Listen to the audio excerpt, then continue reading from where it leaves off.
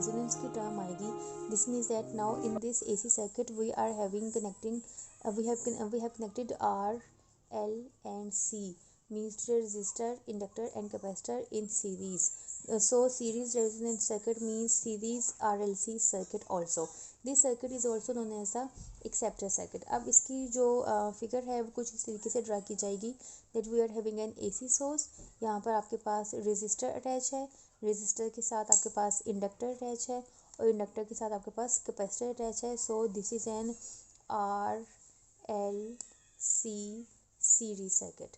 अब आपके पास now we are having an idea that the behavior of the AC through R shows that the current and the voltage through the R, they are in phase, while in the inductor voltage leads the current and in the capacitor voltage lags the current by 90 degree. तो अगर इसी हिसाब से अगर हम इसका phasor diagram draw कर लें इसकी रेजिस्टेंस या इसके capacitive reactances capacitive inductive reactances के लिए, तो आप देखेंगे that R is drawn along the horizontal, inductive reactance that is having 90 degree, or we can say that inductive reactance is leading the resistance by 90 degree and the capacitive reactance omega C that is lagging the resistance or the opposition offered by the resistor. तो यहाँ से अगर हम देखें तो आपके पास एक purely RLC circuit में L और C का बिहेवियर बिल्कुल एक दूसरे के ऑपोजिट होता है. So omega L and omega C के लिए हमारे पास इक्वेशंस हैं. Omega L that is frequency dependent and the equation becomes 2 pi f L, while the omega C is also frequency dependent but its equation is 1 over 2 pi f C. These two equations, equation number 1 and equation number 2, shows that the value of the omega L and omega C that is frequency dependent, but with the increase in the frequency inductive reactance increases and with the increase in frequency capacitive reactance decreases. They are having the opposite behavior with respect to frequency. एक equation में frequency के increase के साथ reactance increase होती है, while in the other equation with the increase in the frequency reactance decreases. So we can have a situation or we can have a certain set of the values of frequency at which the omega L becomes equal to omega C. These values they will be some intermediate values. ये ना तो frequency की lower values होंगी, ये ना frequency की high values होंगी, but they will be some intermediate values. और ये कुछ ऐसी वैल्यूज़ होंगी जब पे आपके पास के inductive reactance that will become equal to capacitive reactance. तो यहाँ पे देखिए जब इंडक्टिव रिएक्टेंस कैपेसिटिव रिएक्टेंस के बराबर हो जाएगी, but they now this phasor diagram shows that these are exactly opposite in direction to each other. तो अगर ये इक्वल हो रही है मैग्नीट्यूड में और ये ऑपोजिट भी हैं, then they will cancel out each other's effect, और आपके पास नेट इस पूरे सर्किट में ऐसा हो जाएगा कि दिखने में इंडक्टर और कैपेसिटर लगे हुए होंगे but they will be having no effect. और कुछ ऐसा होगा कि इसका omega L that will be cancelled by this omega C और नेट रिजल्ट ज़ीरो, लाइक कि जैसे यहाँ पर कुछ भी नहीं है और इस सर्किट में सिर्फ और सिर्फ एक रेजिस्टर लगा हुआ है. तो आप देखें कि सीरीज़ में जो हम इक्विवेलेंट रेजिस्टेंस फाइंड आउट करते हैं तो हम सीरीज़ में लगी हुई सारे रेजिस्टेंसेस को सिंपली ऐड कर देते हैं. अब अगर इस एडिशन में से ये दो कंपोनेंट्स निकाल देते हैं तो आपके पास रिज़ल्ट में मिनिमम रेजिस्टेंस बचती है. और जब किसी भी सर्किट में मिनिमम रेजिस्टेंस बचती है तो सेम पैरामीटर्स के साथ उस सर्किट में मैक्सिमम करंट फ्लो होता है, because minimum resistance means minimum opposition to the flow of the charge, और minimum opposition means maximum flow होगा. आपके पास अपोजिशन कम से कम होगी, फ्लो मैक्सिमम होगा. तो यहाँ पे देखें कि इस केस में आप अगर जो है एक ड्रा करना चाहो, एक फिगर ड्रा करना चाहो between the frequency and current, या एक ग्राफ ड्रा करना चाहें between the frequency and current, तो हम देख सकते हैं कि इनिशियल जब आपके पास वैल्यूज़ फ्रीक्वेंसी की कम थी, यहाँ पे देखेंगे वैल्यू फ्रीक्वेंसी की कम होगी तो इंडक्टिव रिएक्टेंस कम होगी, but if the value of frequency is low then the capacitive reactance is high. मतलब कि ओमेगा एल और ओमेगा सी लो वैल्यूज़ पे दूसरे को कैंसिल नहीं करते. And for the higher values omega L means inductive reactance that will be high and the capacitive reactance that will be low. और higher values में भी ये दूसरे को कैंसिल नहीं करते.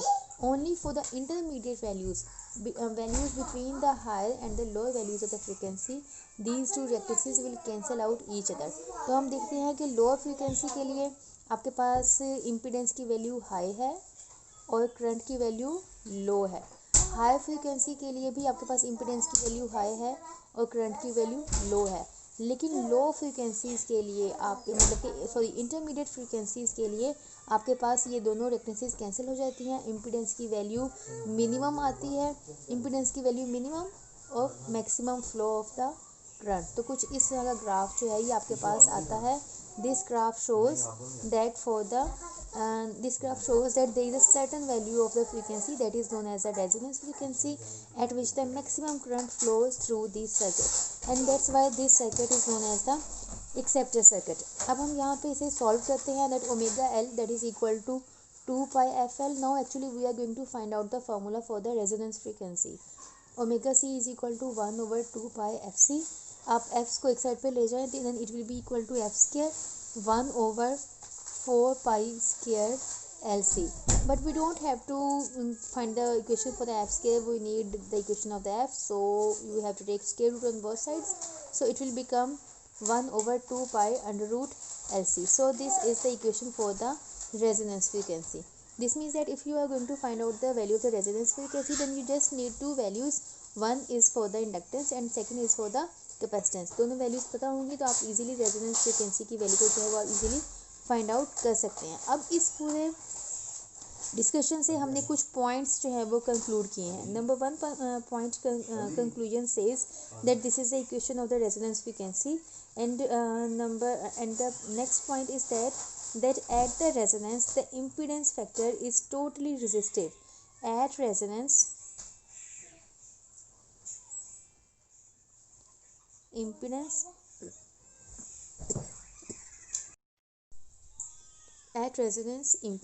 is totally resistive. और रेजिस्टिव इम्पीडेंसेस के लिए भी हमने देखा था कि power factor cos theta that is equal to 1. At resonance impedance is totally resistive and power factor is equal to 1. ये अभी हमने इस पूरे डिस्कशन से कंक्लूड किया। और सेकंड पॉइंट जो कि हमने कंक्लूड किया वो ये that at resonance impedance is minimum, क्योंकि टोटली रेजिस्टिव है, बाकी दोनों फैक्टर्स कैंसिल आउट हो रहे हैं, तो आपके पास जो इम्पीडेंस जो है वो रेजिस्टिव भी है और मिनिमम भी है। Next point says that at resonance impedance is minimum, so current is maximum. Now next point, this fourth point is actually not concluded by this discussion, that is verified by some experiments, and this fourth point says that although these inductor and capacitor factors are cancelled out at the resonance frequency, लेकिन अगर हम इस inductor और capacitor के cross voltages को check करें then they can be greater than the source voltage. At resonance